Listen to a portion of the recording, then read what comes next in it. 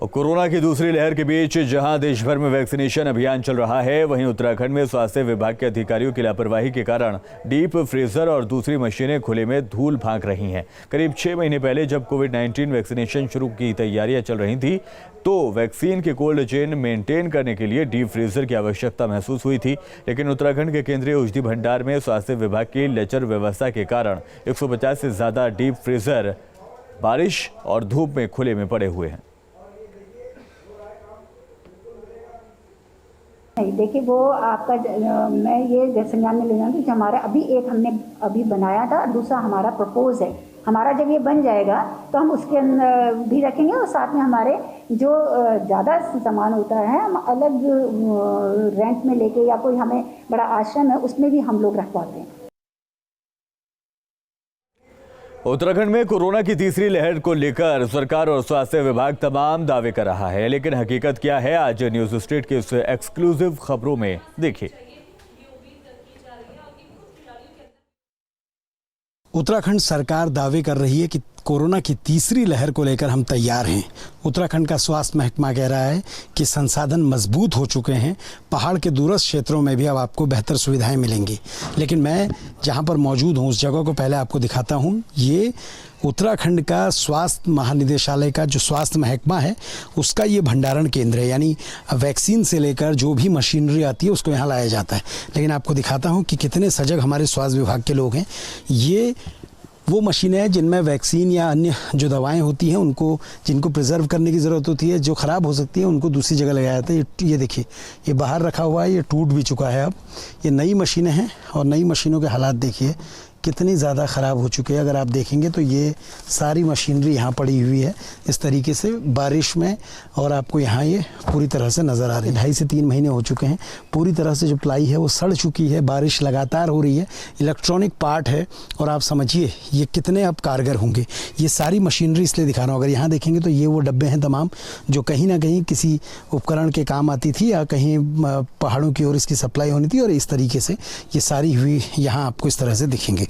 अब मैं आगे की ओर अगर आपको दिखाऊं तो आप देखिए इस भंडारण केंद्र में चारों ओर अगर आप देखेंगे तो आपको रेफ्रिजरेटर ही नज़र आएंगे। यहाँ लिखा हुआ है हैंडल विथ केयर, लेकिन इसकी केयर कैसे हो रही है आप ये देखिए।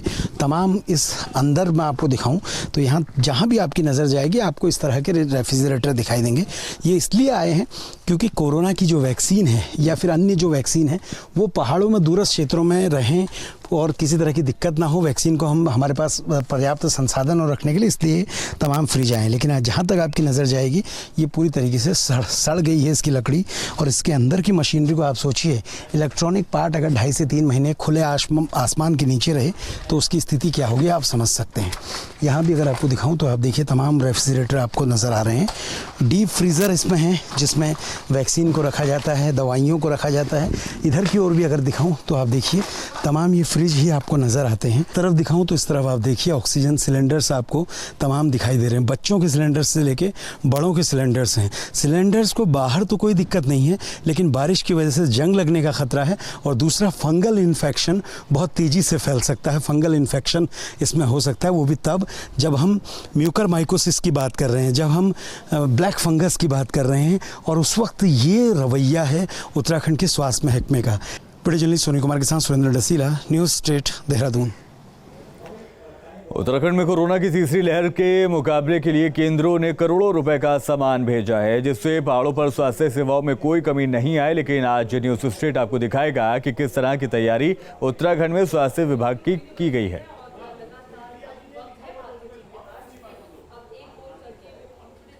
इन दिनों कोरोना की तीसरी लहर और डेंगू से बचाव की बात सरकार भी कर रही है, शासन के बड़े अधिकारी भी कर रहे हैं, स्वास्थ्य महकमे के बड़े अधिकारी भी कर रहे हैं। लेकिन यहाँ अगर आप देखेंगे तो आपको इस तरीके से ये छोटे छोटे गड्ढे दिख रहे हैं और गड्ढों में पूरी तरह से काई जमी हुई नज़र आ रही है। इससे ये पता चलता है कि ये पानी पिछले कई दिनों से है और कई दिनों से इसमें काई भी जमी है।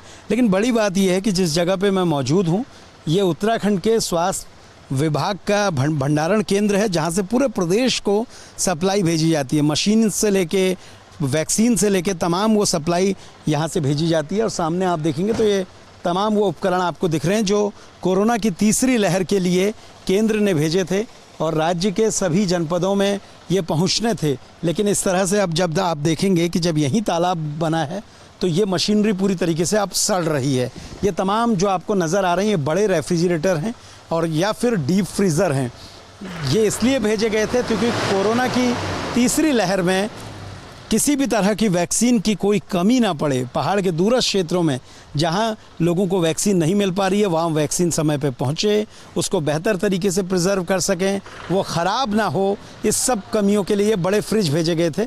लेकिन आप देखिए पिछले 2.5-3 महीनों से ये बारिश में हैं और बारिश में होने के बाद जो बाहर की प्लाई है जो सेफ्टी का काम करती है, जिसमें अगर आप देखेंगे तो हैंडल विथ केयर लिखा हुआ है, यानी आपको इसको बहुत सावधानी के साथ रखना है, सावधानी के साथ इसको जहाँ भी आपने इंस्टॉल करना है वहाँ ले जाना है। लेकिन ये सावधानी आपको यहाँ नज़र आ रही होगी जो स्वास्थ्य महकमा निभा रहा है। खुले में ये रखा गया है और बारिश की वजह से इसके अंदर का हाल क्या होगा इलेक्ट्रॉनिक पार्ट्स का आप समझ सकते हैं। और इधर अगर दिखाऊं तो इधर कुछ डीप फ्रीज़र आपको दिखाई देंगे। इस तरफ का जो सामान है वो गल के सड़ चुका है और सड़ने के बाद ख़राब हो चुका है और ख़राब होने के बाद स्थिति आई तो इस तरीके से उसको फिर खोल के दूसरे सामान में शिफ्ट किया गया। अब आप देखिए, ये देखिए किस तरह से ये पूरा सामान, ये एक डीप फ्रीज़र है और पूरी लकड़ी जो है वो अब सड़ चुकी है, पूरी प्लाई अब सड़ चुकी है। कब यहाँ से ये पहुँचेगा, कब दूसरी जगह भेजा जाएगा ये पता नहीं। अगर यहाँ आपको दिखाऊँ तो यहाँ देखिए ये जो सामान है, ये जो मेरे हाथ में प्लाई है इससे पानी गिर रहा है, पूरा ये सड़ चुकी है पूरी तरीके से।